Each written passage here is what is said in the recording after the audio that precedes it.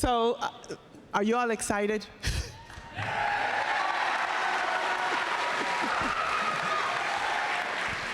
We know, and I know you do too, that our teachers play a critical role in helping each student, each one of you, really discover your unique path and what it is that you want to do in your life after school. I am thrilled that we're here to get to celebrate Dave, who exemplifies all of the amazing and hardworking teachers across our entire state of Connecticut.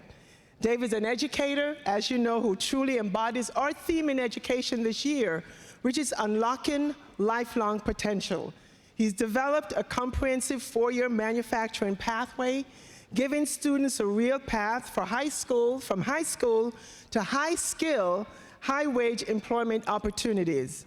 He's deeply active in supporting the development of career and technical education, not only here at Milken Academy, but also across the state.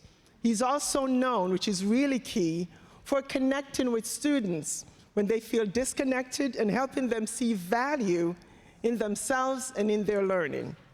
Dave, you're a mentor, a leader, and a champion for each student that walks into your classroom and walks into Milken Academy.